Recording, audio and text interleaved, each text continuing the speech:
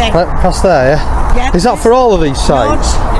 Yes, Yeah, it is. so who are you? Sorry, you haven't even got a badge on. Security. You're security, okay. Yeah, Then. so, and you haven't got any pass to go on this site either, love. So it's private property. If you want to go over near the gate, please. Just over by the gate, alright. Yes, thank you. Just before I go over, what I'm going to do is I'm just going to go around. No, you're not. Get some videos. No, you're not. It's private property. Which part you don't understand? No, I mean past that way. Past. You're not allowed to. You've got to ask permission for it. It's still private property. I'll be on public land though, filming private property. Is that okay? Yeah. Why are you recording? That's because as I've just said, I've come down here to do a bit of a. Do you want to go to the gate first before we carry on? Yeah, okay then. Yeah. What we'll see, getting the boundary, your gate and stuff, and then I'll explain to you what I'm doing. Yeah. As the auditor walks past the barrier, a security guard immediately approaches and tells him to leave, claiming the area is private property. However, there is an obvious problem.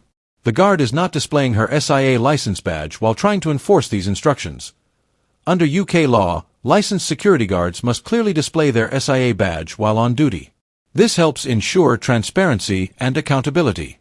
Even though the guard is failing to follow this requirement, the auditor does not argue. Instead, he calmly leaves the property and continues the conversation from a public area. This situation shows a clear double standard. Security guards expect the public to follow their instructions, yet some fail to follow the legal rules that apply to them. You want me to delete this? Yes, because Why? it's private property, you didn't ask permission for us to do it. So can you please delete it? I'd rather not. I'm not going to delete it. It's your choice. You either do it or I phone the police. Your choice. Well, listen, I'll just tell you what I'm doing, and then you can decide whether or not you want to call. You've come on a site which is private property. Now I've asked, because you've not asked permission of the property people to record. You've come onto this site and recorded without any permission. Now you've got a choice to either record and delete that or contact the police. Can I just explain to you then, before you contact the police, what's going on, yeah? What I'm doing is I'm just going to have a little walk around the perimeter and film the private land from public. Well, you haven't done, have you? You just come on here onto private property and recorded it. Yeah, so I'd like you to delete it, please. Yeah, but that's because you've asked me to leave, so I'm leaving now, yeah? No. Would you walk onto anybody's site? Did you think it was private property? It's not. There's a reason why these gates are here and the barrier's here. So please, can you delete that footage? The beginning of you walking onto the site, can you please delete it? If you don't, I will contact the police. The security guard's demands have no legal basis. Her attempt to enforce a rule that does not exist clearly shows her lack of understanding of UK photography laws. There is no law that requires permission to photograph or film private property from a public place or from an area that is openly accessible, unless a specific law or bylaw says otherwise. In addition, only a court can legally order someone to delete footage. Security guards, business owners, and even police officers cannot force a person to erase legally recorded videos.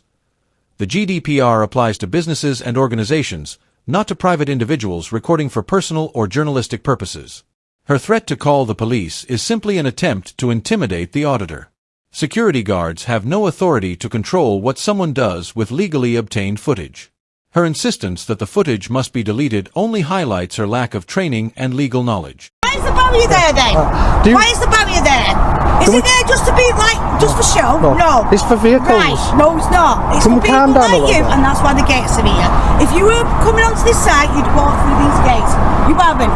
For one, you've not asked permission to record anybody on this site, including me. So, I advise you to delete it off before I get the police involved. You've not written to this company to ask them to do recording. Do I have to write? Why would I have to write? You just walked onto this site thinking you've got rights to do. You have not. Can I just say, don't get the police involved because there's no crime being committed. There is. It's trespassing. No. You've come onto this property as trespassing, which is a civil suit at the end of the day, but you are recording against the company's policy. Yeah, it's civil, that's what I mean, so you wouldn't ring the police, would you? You are recording against a company's policy. Yeah. For one, you have to ask if you can come on this site and if you can go onto that side, which is private property. The security guard claims the auditor broke company policy by recording on private property. However, company policies are not laws. A private business can create its own rules about filming, but those rules only apply to employees and visitors who agree to follow them. Members of the public are not legally bound by company policies unless they have entered into a contractual agreement, which the auditor clearly has not. The guard even admits that trespassing is a civil matter. This means the police generally have no involvement unless a criminal offense, such as aggravated trespass, has been committed. That has not happened here. At this stage, she is simply repeating company policy and hoping it sounds like the law, but it does not. Yeah. Right? But you need to go and find out what your legal rights is. At the end of the day, I know. You might come, you don't. I do know. You don't. A lot of people think they do, they don't. Right? I've been doing this for years. I know the legal sides. Okay? So one, it's private property. Yeah. This is council property. That's council property. Come over to this gate. You come over that gate. It is private property. That's the reason why I am here. Okay. Now, I've advised you, and I've said it 3 times now. You either delete that footage that you recorded when you were coming on this site, or we will have to inform the police. What have you done? Please don't ring the police, because there's been no crime committed. Trespass is civil, isn't it? The police don't get involved. Matter. It's still private property. Whether it's civil or whether it's public or whatever way, it is still trespassing. Yeah. You have not got the permission of the company to come on this site. The auditor had already left the premises when he was asked to do so. Because he complied, the police would have no lawful reason to take action. If officers attended the scene, they should explain to the security guard that no crime has been committed. Instead, they might try to pressure the auditor into complying with requests that have no legal basis. Either way, this is another example of police resources being wasted over a personal complaint instead of dealing with genuine crimes. Calls like this could easily be avoided if security staff understood the limits of their authority. You've asked me to leave and I've left, haven't I? So, well, so there's no... So I'd like you to delete that, please. Because we've not given you permission to record me, record this site, and record this wagon coming on site. Okay, but what you're saying, just let me speak then. So what you're saying is I have to delete this. So you're saying you know the... delete the area if you're coming up here. From there onwards, you can do whatever you want. Okay, you know the law. You are on a public footpath, like you've said to me. You are on a public footpath and you're taking photos, but still has to ask permission to come on site. You walked on site, which is trespassing. You can ask any police officer you like. I used to work with the police, so your choice. What did you used to do part of the police? I'm not telling you. Right, I'm not telling you. That's really it's interesting. Your choice to delete you walking into the site. Have you got a license for your drone? What kind of license do you need for a drone? You need a license to come over a private company. You've got to have our permission to fly a drone over our company. You're saying I'm not going to fly the drone? Yeah. You're wrong then. You're wrong. Because I'm definitely going to fly that drone. No, you're not. If I have to get the police, I will bring the police. Another poorly informed security guard approaches the auditor, this time questioning his right to fly a drone.